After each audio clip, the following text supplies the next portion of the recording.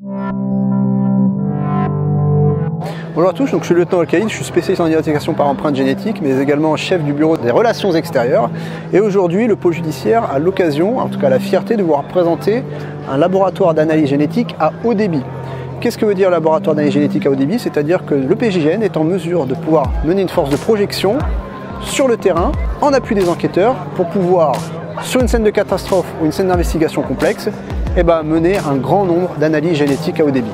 Alors pour le coup, comment ça va se passer? Je vous invite à me suivre très rapidement derrière. Ce laboratoire ADN mobile en fait est constitué d'une première partie, une partie qui est vitale puisque c'est là en fait on va recevoir l'ensemble des prélèvements qui ont été effectués soit par les TIC, les techniciens d'identification criminelle de terrain, soit par les équipes de relevage, notamment dans les grandes catastrophes. C'est ici qu'on va recevoir nos prélèvements. Nos prélèvements en fait se constituent soit à l'aide d'un écouvillon en coton, d'accord, dans lequel on va récupérer des cellules sanguines, si c'est une trace de sang, qu'on va pouvoir récupérer sur un coton là, ou à l'aide d'un autre support qui est le papier FTA, et qui celui-ci a la propriété de conserver l'ADN dans une grande quantité, et surtout dans une contrainte temporelle qui est importante. On peut conserver de l'ADN grâce à ce papier pendant plusieurs années. Comment ça se passe?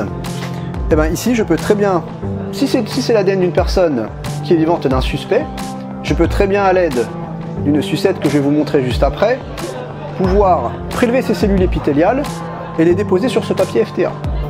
Ce papier FTA a la particularité, donc comme je vous avais dit juste avant, de conserver l'ADN dans de bonnes conditions, mais également de pouvoir liser les cellules. Pour rappel, l'ADN est conservé dans une cellule. Et donc c'est la propriété de ce papier, c'est de pouvoir en fait liser la cellule, conserver l'ADN, étape qui est très importante pour ensuite les prochaines étapes qu'on verra ensuite au laboratoire. Donc une fois que les ADN sont placés sous scellé, les prélèvements sont associés à un code barre, d'accord, et un numéro de suivi. Pourquoi effectivement cette traçabilité? C'est extrêmement important pour savoir en fait quel échantillon a été prélevé, à quel endroit, sur quelle partie du corps, si effectivement on est en identification de victime. Et donc en fait ici on est comme dans un secrétariat, on va enregistrer tous les prélèvements qui rentrent. Et grâce à notre LIMS, qui est en fait le fichier informatique de notre laboratoire, on va pouvoir savoir à quel temps est rentré un échantillon, dans quelle étape du laboratoire il est, et surtout s'il a donné une analyse ou pas. Ce qu'il faut retenir, c'est que la traçabilité est extrêmement importante pour l'analyse des prélèvements génétiques qu'on a.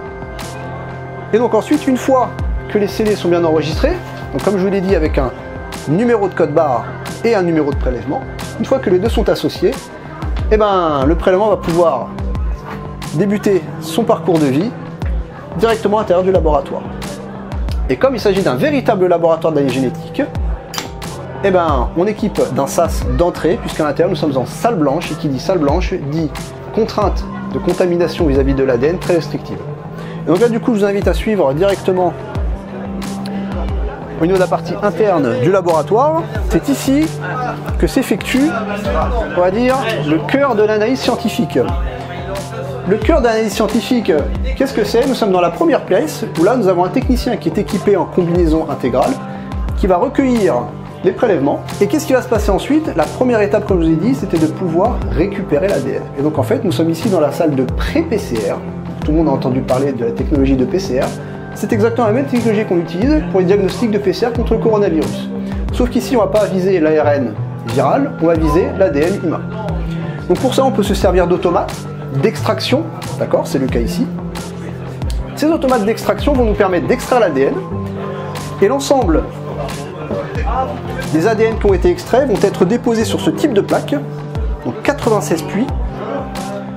On en dépose 96, mais en réalité, nous pouvons déposer 86 échantillons à analyser. D'accord ? Donc dans cette plaque, on va déposer de l'ADN et ainsi tout ce qui est mix de laboratoire. Le mix de laboratoire, en fait, c'est un réactif qui va nous permettre, en fait, de pouvoir amplifier l'ADN en plusieurs millions de copies, grâce à la technologie de la PCR, de la polymérase chain reaction. Et donc ici, nous avons tout le matériel de laboratoire pour pouvoir mener à bien l'amplification PCR qui se déroulera dans ces plaques 96 puits. Alors ensuite, le technicien qui est ici Donc n'oubliez pas, nous sommes en salle blanche, nous allons suivre un workflow, un flux continu vers l'avant. Une fois que les ADN sont en contact du mélange réactif de PCR, nous allons tout simplement le mettre dans le sas.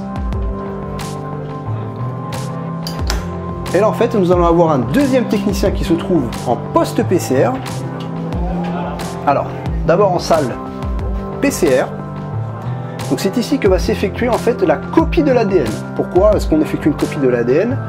Vous savez très bien que nous avons une copie génétique de papa et une copie génétique de maman pour chaque marqueur d'ADN. 2, ce n'est pas suffisant. Ce qu'il faut pour pouvoir avoir un signal suffisamment interprétable, il faut photocopier l'ADN en plusieurs millions de copies. Et donc pour cela, on a une technologie qui est très classique qui s'appelle la PCR. Et c'est la PCR en fait qui va nous permettre de pouvoir photocopier l'ADN. Comment est-ce qu'on photocopie l'ADN? Grosso modo, on va l'utiliser grâce à une machine qui s'appelle un thermocycleur. Ce thermocycleur n'est ni plus ni rien qu'une machine en fait qui va chauffer, qui va refroidir, qui va chauffer, qui va refroidir sur plusieurs cycles, d'accord? Ces cycles de chauffe et de déchauffe qui vont permettre de photocopier l'ADN. Donc là, techniquement, je suis en train de simuler le geste du technicien qui va déposer le mélange ADN réactif de PCR dans le thermocycleur. Et 1h30 ensuite après, tout dépend du temps de cycle qui sera alloué à la réaction, on va pouvoir récupérer des millions de copies d'ADN. Donc 1h30 ensuite après, le technicien va récupérer sa plaque avec ses ADN, cette fois-ci, qui ont été amplifiés en millions de copies. Et donc là va commencer effectivement l'étape cruciale, le cœur du métier, qui est l'étape de génotypage.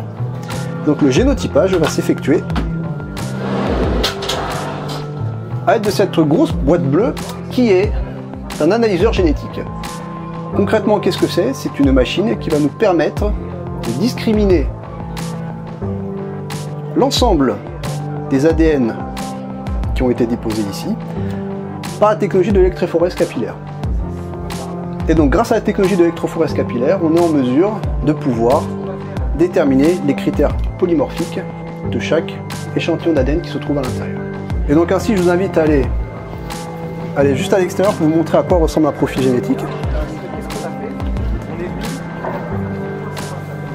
Et donc à l'issue de ce workflow, donc souvenez-vous, on a eu la traçabilité de l'échantillon. L'échantillon ensuite subit une extraction d'ADN. Ensuite l'extraction d'ADN, on a eu une phase où on a photocopié l'ADN par la PCR. Ensuite, on a une phase où on a pu génotyper l'ADN. Et ensuite, grâce à cela, la grosse boîte bleue, souvenez-vous, va nous envoyer des informations. Et ces informations vont être sous forme d'un électrophorégramme. Et cet électrophorégramme, en fait, va nous permettre de voir à tel marqueur génétique.